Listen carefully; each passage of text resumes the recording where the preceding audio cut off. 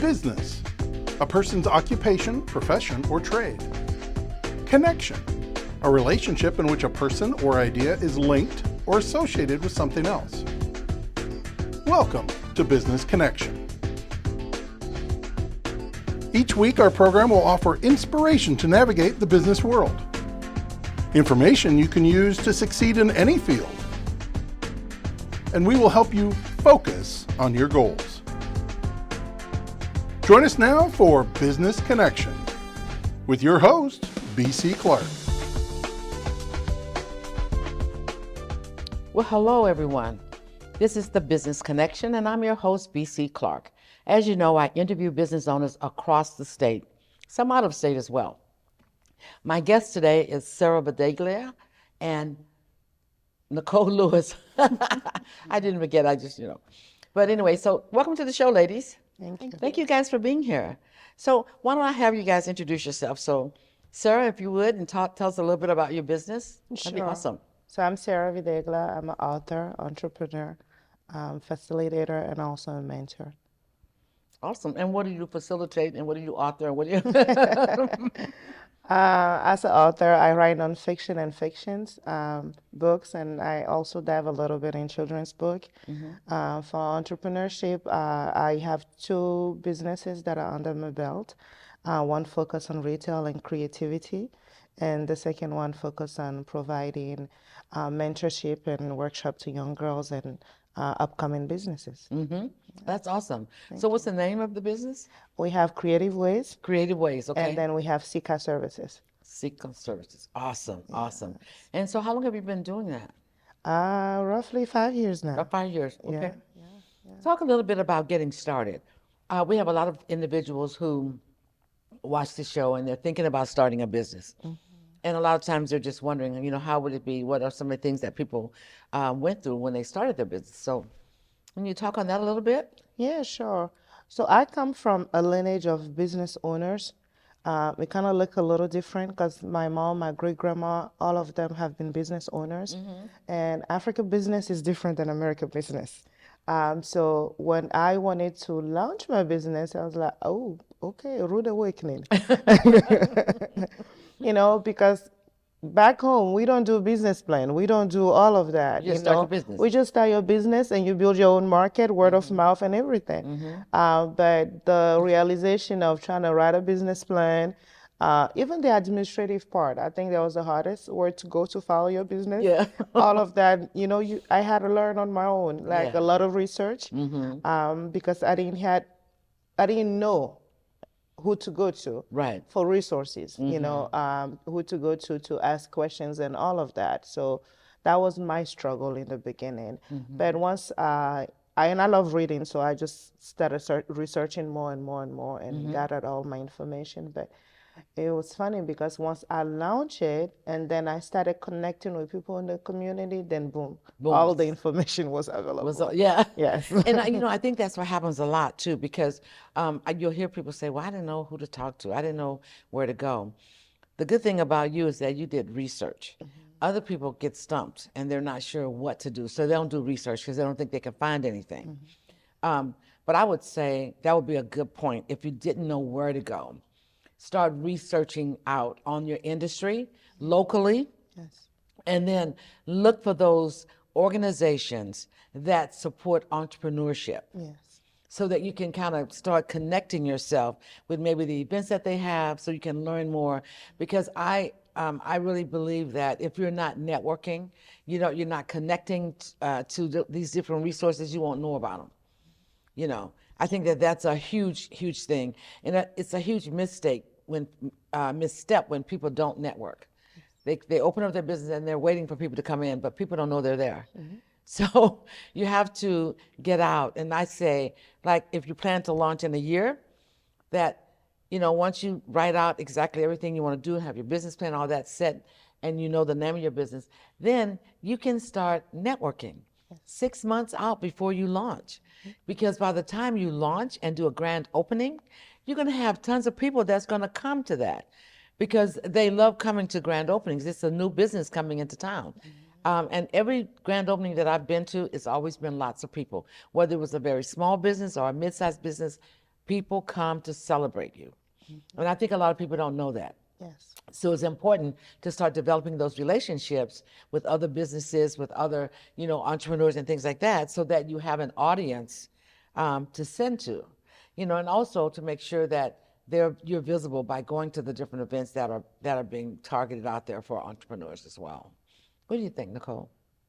Definitely. So my name is Nicole Lewis. Yep, it is. I'm an author and a speaker. I'm also a femininity coach and the founder of I Love Me Enterprises. Can you explain that for me, please? A femininity coach is, so as young ladies or as women, we have stopped passing down traditions to one another. Those little things that women do, how to speak, how to communicate, our body posture, our tone of voice, our compassion, our understanding, those kinds of things. Although it's, I deal a lot more with women who are more masculine. And what I mean by that is they're usually very career driven and very much independent. I don't want. And I don't give. Yep. And then they get to a point in their life where they're like, at some point, we all want to have a mate. We all want to have somebody, a companion of some sort. And so they've spent so much time being in control of everything and dominating everything that they haven't learned the balance of being a companion to somebody else. So teaching other women how to become companions. Okay. Okay. That's awesome. So that kind of goes into with Habits of a Queen too, doesn't it? Yeah. It does. It does. Okay. I created Habits of a Queen, which is an 8-week training course, to start that process of teaching young ladies and women, reteaching them those skills and redefining those skills of dining etiquette. I can't tell you how many times I've been to situations where I'm seeing people put their elbows on the table or twist the plates, or clinking when they're stirring their tea or And I didn't know that was a thing. I'm gonna be honest. I did not know that was a thing. I mean, especially about twisting the plate. Like, you have the plate in front of you, and so maybe you've eaten that side of the dish or whatever that's in front of you. Then you twist it to get to the next one. I didn't know that was a no-no. So a lot of those things you learn by making a mistake at it, but then you don't forget it after that, right? So, but I think there's not enough of etiquette classes today. No. Now, when I was coming up, there were a lot of etiquette classes. You could go, I mean, there was a lady that lived on my street, and all the girls that she would have us over at her house, and she would teach us about tea. She would make cookies, and she would tell us stories. I mean, but you don't have that. See, that was in the, back in the day when people were home and they did a lot of their stuff out of their homes. And if they had compassion for young girls, and then she did, she would have us there, and then she'd say, okay, tea time, you have to be here 2 hours before, it's going to be this, and she would give us notes to take to our parents. I mean, it was just like you were going to class. And, but that's when I really learned about tea, and I love tea time. I love the different high tea and low tea. I love all those. I know now what they all mean, because as I got older, I got into that and learned about those. But they're actually fun times, and it's a sense of getting back, to those times when people had time and they would sit and talk, and you'd have tea and crumpets or tea and whatever it is that they have. I just love those type of things. And so to know that there's a class that now that people can kind of go and learn that stuff, especially young ladies today, because the art has left. And so they don't have it, so they go to basketball and all this stuff, but they still need to know how to be a young lady. Definitely. And So I one of the think other those are things good. that I talk about and I address is how to deal with conflict in a graceful manner. I don't know about you guys, but you've been in public with somebody and they're very loud and boisterous. And you just want to get away from them. Yeah. And they wonder why, guys treat them the way that they do. But it is really, honestly, when you take a step back and you really look at how you deal with conflict, there's a way to do it gracefully so that it's not as aggressive and abrasive, and it becomes a win-win for both parties. Yes. So that's the other part that I teach in that class. I think that's really important. I think we've gotten away from some of the tradition that was all really great traditions because of time. Yeah. You know, everything is fast paced today. Nobody has time for anything. Everybody's going in a circle and going nowhere most of the time. Yeah, You yeah. know, and We then you don't know how stop. to slow down. Yeah, yeah, we don't. And so we just talked on the last the show about taking that time for yourself Yes. and understanding that you do need that quiet time every now and then. Oh, yeah. And I think for me, since I've kind of stepped back and I'm now building my business back up again, I'm taking that time. And I used to think that, oh, I can't take any time. I got to keep going, keep going, keep going. But now I feel really relaxed and I don't have to rush out of the house. You know, I don't have to make sure I'm I don't know. And I forgot what that felt like. Yeah, yeah. You know? Yeah, it's a beautiful thing when you realize it. I call America the country of rushing. And when we go home, it reminds us to slow down, Slow right? down, yeah. When you go back home, you know, Africa all the time, like, slow down, where you going? Slow down, Slow slow down. down, slow down. And when we come back here and we're like, oh, yeah, back again to this rush. But in the midst of it, when you learn to balance it and take time for yourself, and like you said, sometimes you're rushing, but you're just in circles for no reason. You're not going anywhere. No. But when you slow down and take time, then you see better the vision, and then Yes. you tackle it better. But yeah, it's much, much needed. And what you're doing is beautiful because we talk about mental health. We go to therapy and all that, but those classes are also, I believe, in addition to everything that we're supposed to do. I think with all of that, it makes a whole. Yes. So I think that's so, too. that's amazing. Yeah, I think so. I do love that, and I love that we can take time to do that. You know what I mean? And I think we have to force people To do it more. because they don't. Sometimes people may not see the value in it, but it helps you to be a well-rounded person. And when you're well-rounded, you think better, think clearer. There's clarification and things that oh yeah, that makes sense. Yeah. Because when your head is clouded, you can't think of anything. You know, you are just going around in a circle. Yeah. You think you're getting stuff done. You're tired, but you haven't done anything. But go around in a circle. And so I think sometimes we need to stop, look, and listen. Sometimes just listen for that still, quiet voice that's in your ear, you know, and listen at what they're saying, what he's saying, and just, you know, try to balance. And I think what I'm learning, you can set your own schedule when you have your own business. Yes. And a lot of people don't realize that. I didn't either, you know, because it had been a gap from me running my own business from 2003 to 2016, and then going to work for an organization for 7 and almost 8 years, and then going back to my business. So now I have an understanding of I can set the schedule that I want, right? And I can be balanced. I can take that time and do this.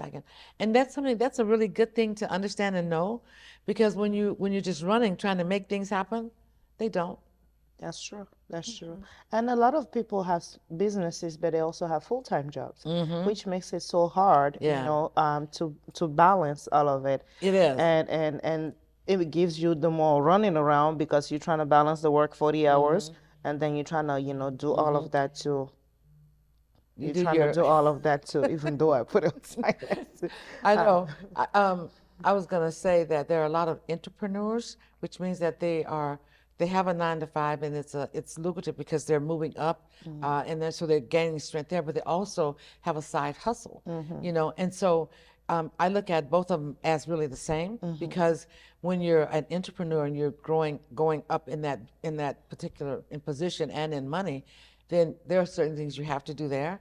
But also, if you decide one day that you want to leave that, you have to make sure you're taking care of the side hustle. So you just have to put the time to the side hustle, right? Because the 9 to 5 is what you do. Yes. The side hustle is going to be those times when you're not at work. So when you get off work, you say, okay, I have 3 hours. I'm going to work on the side hustle, right? Go online if it's online and start, you know, promoting or doing whatever you have to do. And then there's rest time. And you have to identify those times and make sure that they're on your calendar. Because if they're not, everything runs in together. So you put in, you know, okay, from 9 to 5, I'm here. You know, and you have to be disciplined, because once you leave the 9 to 5, if you've completed everything there and you know what your to-dos are for the next day, and you have those down, now you can come home, you know, rest for a minute or whatever, work on your side hustle, right? For every 3 or 2 hours, whatever it is, and then you get that to rest, and now you spend time with your family. And so you can do it, but you have to write it down. You have to say, this is the time that I do this, and I'm not doing anything else other than this. That's the time I'm doing that, and I have that time from this to this, and that's the only thing I'm doing, and I'm going to stay true to that. So it takes discipline. It does. But you can do it. Oh, yes. It's not like you can't. No, you know, you and I think people say, well, I can't do that because I got to do this and I got to, quit complaining, and take the time that you're complaining and set your calendar for those things and get those things done. And it's funny because I do get customers like that, clients that come to me through Secret Services, where we sit down and just do time management. Yeah. You'd be amazed how many people don't know how to manage their time. And it is something they struggle with. You know, they see me, they say, Sarah, how you do it all? You have 3 kids. I said, it's just you got to manage your time. And it goes back to we all, me sitting down with them and just planning the schedule, when to dedicate days and all that. And they realize, oh, I have so much time. I say, yes, you do. Because, you know what, I think what happens is people focus on time, right? They can't. Because time is going to go no matter you do whatever you need to do or not. You focus on your tasks. Whatever those tasks are, you put time to it. Yeah. And you get the task done. When you get the task done, you don't have to worry about time. Yeah. So I make my clients focus on the task. Yeah. Okay, how many hours does it take you to do this? Oh, this 3 hours. Okay, so this task, from this to this, that's that task. Not the time, it's the task. And when they think of it like that, oh, yeah, that does make sense. It does. Yes, because you can't control time, No. but you can control the task. Yeah. Right? Yeah. So if you can't get everything done in 3 hours, okay, I'm only doing part of this task. Yeah. Yeah. You see what I'm saying? So you don't have to manage time. You have to manage because I think people, when they focus too much on time, what happens is they lose the task. Yeah. Right? Oh, it's 3 hours and I didn't get this done. I didn't get that done. Yeah. You have to focus on the task. I'm so convinced of that. Yeah, that's true. You have to focus on the task, because that way you can decide if you want to get all of this task done or part of this task done. And so it doesn't matter what the time is. And sometimes you have to set reminders or set alarms. Yes. You have to have an alarm. When I get into my creative space, I can be there for hours. Yeah. Oh, yeah. oh, it's dark outside. Yeah. Oh, it's the next day. Yeah. Oh, I didn't sleep. And that's the truth. That is the truth. That's why you have to be careful. Yes. And you have to make the time, and that's why I say you have to be disciplined. Okay? Discipline is huge. And a lot of people, they think they're disciplined, but they're not. You set that time, and you have to have, okay, I've been on this for 2 hours. This is what I got done. Okay, if you didn't get it all done and you've been focusing on that, then there wasn't a time that you're supposed to get it done. So, okay, let's move on now. Now, what's the next thing you have to do? So you have to make sure that your task is associated with piece of time, but then remembering that your focus is to get the task done, not to meet the time. No. Yeah. It's the time you're going to meet and greet. I started doing this. There's like an app that you could put on your phone that you can. People use it for work, right? So you clock in and you clock out. So sometimes it's important for you to do that for your own business. Absolutely. So that you can start to recognize how much time you're spending on each thing. In that business, yes. And then you can make that adjustment. Is this something that's really lucrative for you to continue doing? Or is this something, as I'm learning, the who, not the how, which is a book I'm reading, is this something you need to delegate to somebody else? Yeah. And you got to know what you need to delegate to. To others, yes. Yeah. And you want to have people around you that, especially if it's things that you're not the best at, and even though you may not have employees, but there's people that you work with. I call them partnerships, because, when you're helping someone else do something in their business and you guys are friends and they're helping you, it's a partnership, And I like that, because the things that maybe I'm not strong at, if I have a partnership with someone, I was like, can you do that? Then I can do whatever it is that and I think that works well too, because we need each other, right? Oh, yes, and I think a lot of times people think they can do everything on their own. Well, go ahead and think that, because it doesn't happen. You're not going to get near as much done. But if you're partnering with someone and you're both working on each other's stuff, you get a lot done. You do. And then there's respect and understanding between the two of you. And I think that it helps you both to grow. Yeah. And so sometimes I think as entrepreneurs, we think that we have to do it all by ourselves. Even if you only have one person in your company right now, you still don't need to do it all by yourself. There's other people that need your services. So think about bartering time with each business. Yeah, that's partnership. You know, I call it partnerpreneur, right? Because you're helping each other build and go to where you're trying to go. It's not like you're, taking or anything. Another thing I realized too is that if you're not sharing a lot of your skills and talent, serving, his people, you don't get back that return like you could if you were sharing and doing those things. Yes. What do you think? I do believe in that. You see, we grew up, in a community where everybody beat you up and raise you. Yeah, and yeah, that's how I grew up too.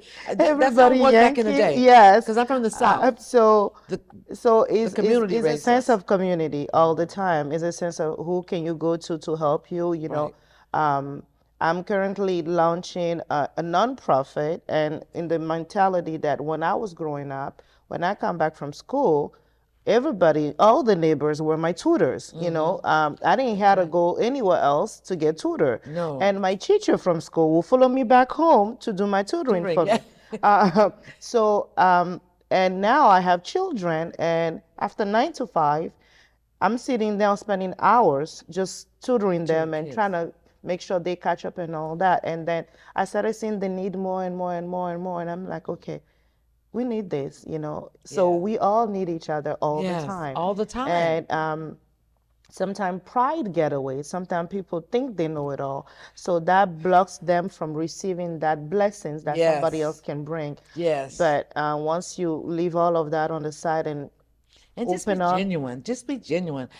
I think you spend more time being prideful than you could just be yourself. Yes. Because when you spend all that time trying to be something you're not, then you're losing. Yes. Right? Yes. And you're stressed. Yes. And all that. Just be you. Just be you. Just do you. Yes. And don't worry about other things. Help people who need help.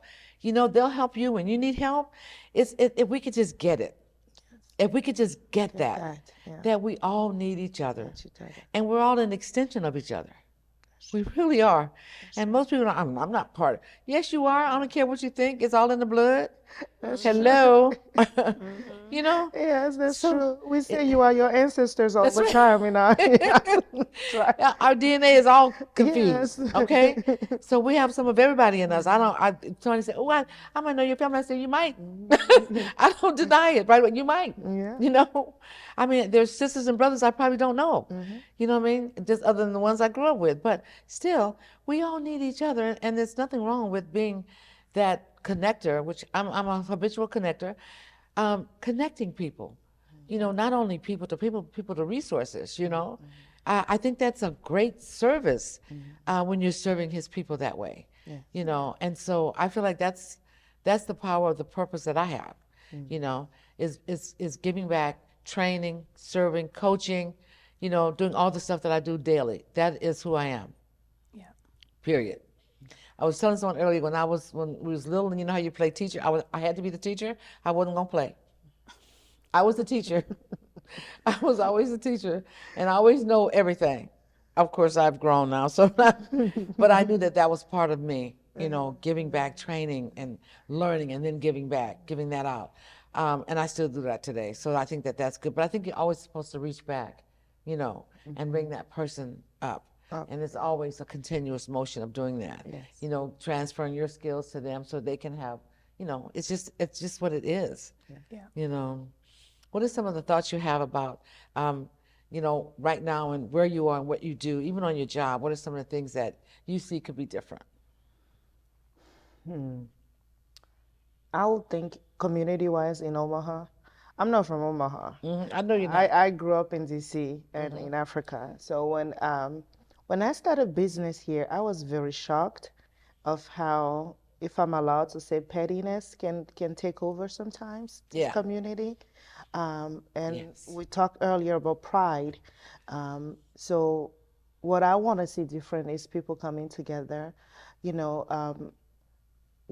through my business, through creative ways. I do a lot of vending events, and I get shocked all the time at how those that are hosting the event, they create this schedule, and then we vendors get chaos because you can't choose which one to go to. You love everybody, but it seems like the city is disorganized, so they don't sit down and talk about, okay, how about I take this day, I take that day. I'm like, okay, can I create a committee where we all just come and throughout the year we share Share that. events that are Yeah. coming up so that people can go to all the event and network. Yes. That if you 3 people are doing one event in the same day, and I love all those 3 people, then You can't visit it. I mean, you do. I Yeah, can't do it. it's called community, and Yes. a lot of people don't have it. No. Community is when you can get the whole group of people Yes. and say, this is what we're going to do.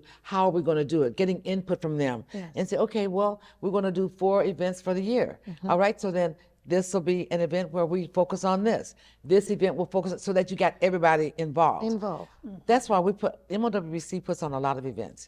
It's all for educational and connecting purposes, so people know what resources are available to them. We have some other stuff coming up in 24 that, you know, we have a conference and everything that's coming up. We have an Ultimate Women's vendor editions coming up. So we'll be coming to, because you have some good stuff, we want you to be there. Sure. But it's just, you know, I feel like what's missing is us coming together Yes. as a community. Community. Yes. And I think people don't know what community means. No. Yeah. So what do we do? And we don't have much time left because the 27 minutes just go so fast, but what are some of the things you think we can do better so that we can facilitate community? Just talk more. Talk more. Yeah. Okay? I feel Being like able to talk talking more, you know, through this platform, just Yeah. talking more and, you know, awakening people's minds, you know, showing that this is what's lacking and just don't talk about it. Take Yeah. a step towards Take a it, step towards you know, it. Yeah. You know, Yeah, and get to know people. yes. Don't say, oh, I don't like it. Yeah.